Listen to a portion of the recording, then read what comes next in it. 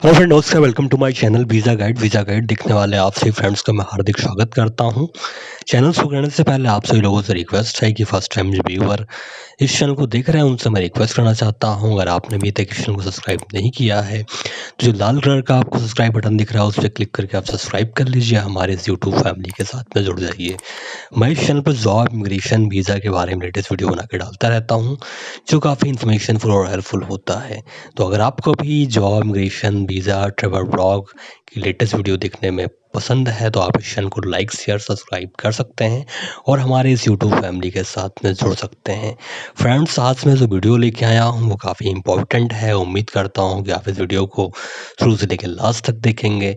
काफ़ी सारे सब्सक्राइबर ने और काफ़ी सारे फ्रेंड्स ने मुझे मैसेज किया और कमेंट किया कि आप इस वीडियो को बनाइए। तो आज मैं जो वीडियो बना रहा हूँ वो काफ़ी इम्पोर्टेंट है, आपको इसको देखना चाहिए। आज जो टॉपिक है वो टॉपिक ये है कि अगर कोई फॉरेनर है, कोई विदेश की लड़की है, विदेश का लड़का है, अगर आप इंडियन हैं, अगर आप उससे शादी करना चाहते हैं तो उससे आप शादी कैसे कर सकते हैं, क्या-क्या डॉक्यूमेंट्स चाहिए। तो वो सारा चीज़ मैं आपको स्टेप बाय स्टेप बताता हूँ। कोई भी एनआरआई या फिर कोई भी ऐसा लड़का या लड़की जो विदेश में रहता है, जो इंडिया से शादी करना चाहता है, इंडिया का कोई लड़का विदेश में किसी लड़की से शादी करना चाहता है या कोई विदेश का लड़का इंडिया की लड़की से शादी करना चाहता है, तो उसके लिए क्या डॉक्यूमेंट्स चाहिए और कैसे आप शादी कर सकते हो। तो पहली चीज़ तो मैं आपको बताना चाहता हूँ, ये बहुत ही आसान है और बहुत ही ईज़ी है। काफ़ी लोगों को नॉलेज होता नहीं है तो उनको ये लगता है कि ये बहुत डिफ़िकल्ट है, लेकिन ये बिल्कुल आसान है। इसमें क्या है, वो कुछ मामूली से डॉक्यूमेंट्स आपका लगेगा और बहुत ही आसानी के साथ में आपका शादी हो जाएगा। तो मैं आज फ़िलहाल आपको जो बताने जा रहा हूँ वो हिंदू मैरिज एक्ट के हिसाब से बताऊँगा और हिंदू के हिसाब से आपको मैं बताऊँगा। तो सबसे पहले अगर आपको किसी भी, मान लीजिए कोई एनआरआई है या फिर कोई फ़ॉरेन का है जिसके साथ में आपको शादी करना है, तो आपके जो डॉक्यूमेंट्स हों उसमें सबसे ज़रूरी डॉक्यूमेंट्स आपका है आपका बर्थ सर्टिफिकेट होना चाहिए, आपका आधार कार्ड होना चाहिए, वोटर आईडी कार्ड होना चाहिए। आप डॉक्यूमेंट्स नोट करते जाइए। बर्थ सर्टिफिकेट अगर आप इंडियन हो, अगर कोई फ़ॉरेन का है वो आपसे शादी करना चाहता है तो आपके पास क्या-क्या होना चाहिए। आपके पास आधार कार्ड होना चाहिए, आपके पास बर्थ सर्टिफिकेट होना चाहिए, वोटर आईडी कार्ड होना चाहिए, आपके पास पासपोर्ट होना चाहिए। पासपोर्ट बहुत ज़रूरी है, सबसे इम्पोर्टेंट है अगर आप किसी भी फ़ॉरेनर से शादी कर रहे हो तो। और अगर आपकी शादी हो चुकी है तो शादी हो चुकी है और आपने डाइवोर्स ले लिया है तो उसका आपको पेपर, जो डाइवोर्स का सर्टिफिकेट आपको जो मिलता है उसको भी आपको साथ में लगाना पड़ेगा। तो बहुत ही मामूली डॉक्यूमेंट्स, अगर आप सिंगल हो तो कोई डॉक्यूमेंट्स की ज़रूरत नहीं है, तो बहुत ही मामूली डॉक्यूमेंट्स हैं। Aadhaar card, birth certificate, voter ID card, passport, तो ये आपका लगेगा। उसके बाद आज जो फ़ॉरेनर है, जो आपसे शादी करना चाहता है और जो जो विदेश का लड़का है, लड़की है, उसके क्या डॉक्यूमेंट्स चाहिए, वो भी मैं आपको बता देता हूँ। उसका पासपोर्ट चाहिए, वैलिड वीज़ा चाहिए, जैसे वो किसी भी कंट्री का हो, वो इंडिया आ रहा है तो इंडिया में उसका जो वीज़ा है वो एक्सपायर नहीं होना चाहिए, वैलिड वीज़ा होना चाहिए। तो वीज़ा की कॉपी लगेगा, पासपोर्ट लगेगा और एक होता है स्टेटस, ठीक है, मैरिटल स्टेटस होता है जो कि एम्बेसी से निकलता है, एम्बेसी से बनवाना पड़ता है कि जो विदेश से आ रहा है, जो फॉरेनर आ रहा है, उसकी शादी पहले तो नहीं हुई है किसी के साथ में, तो नो मैरिटल स्टेटस पेपर आपको बहुत ज़रूरी है, इसको आपको बनवाना पड़ेगा। तो वो भी एम्बेसी से बन जाएगा बहुत ही आसानी के साथ में। और नो ऑब्जेक्शन लेटर सर्टिफिकेट आपको बहुत ज़रूरी है। मतलब उस कंट्री का नो ऑब्जेक्शन सर्टिफिकेट लेटर, जैसे कि उस कंट्री में भारत के साथ रिश्ते अच्छे हैं, किसी-किसी कंट्री में, उस कंट्री में ऐसा तो नहीं है कि वहाँ पे इंडियन से शादी करना अलाउ नहीं है। हालाँकि हर कंट्री में हर कंट्री के लोगों से आप शादी कर सकते हो, लेकिन जो नो ऑब्जेक्शन सर्टिफिकेट है, ये भी आपका लगाना बहुत ज़रूरी है। तो पहला हो गया पासपोर्ट, वीज़ा कॉपी हो गया और आपका जो पेपर है, ठीक है, नो ऑब्जेक्शन सर्टिफिकेट है, ये आपको लगाना पड़ेगा। और एम्बेसी में जाके आपको एक पेपर लेना पड़ेगा कि आपकी शादी पहले नहीं हुई है, ठीक है। तो वो भी आपको लेना पड़ेगा। अगर आपका तलाक हो चुका है, अगर आपका डाइवोर्स हो चुका है, तो डाइवोर्स का भी सर्टिफ़िकेट आपका लगेगा, जो कि बहुत इम्पोर्टेंट है, ठीक है?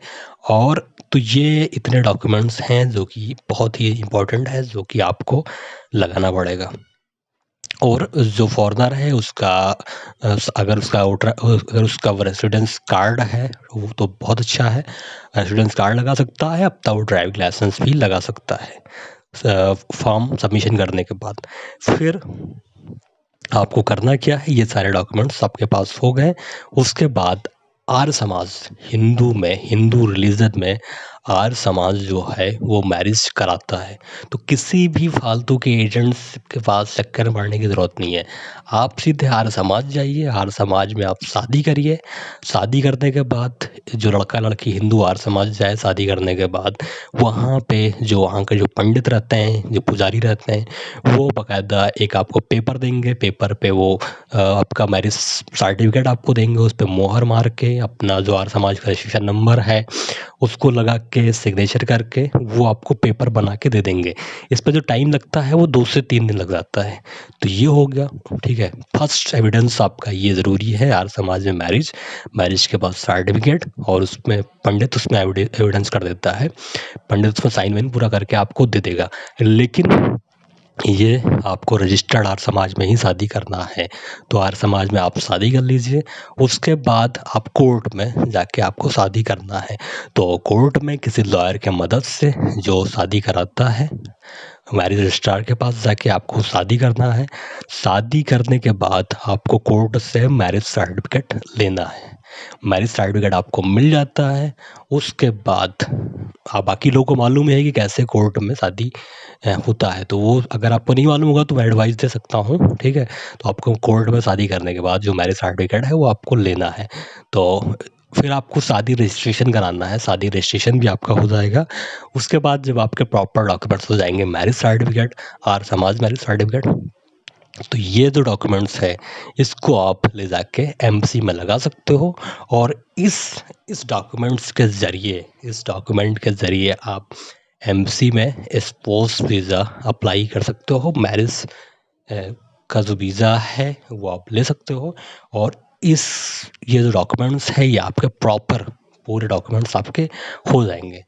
तो ये आपका जब शादी का आर्य समाज से मैरिज सर्टिफिकेट और कोर्ट से आपका मैरिज सर्टिफिकेट ये जब आपका मिल जाएगा, तो उस शर्त में अगर आप विदेश में नहीं हो, आप इंडिया में हो और आपको वीज़ा एप्लीकेशन करना है, तो ये डॉक्यूमेंट्स आप एम्बेसी में लगा के और आप वीज़ा ले सकते हो, मैरिज वीज़ा ले सकते हो, तो कोई दिक्कत नहीं है। उसके बाद आपको वीज़ा बहुत ही आसानी के साथ में मिल जाएगा, क्योंकि आपकी जो शादी है वो जेन्युइन तरीके से हो गई है।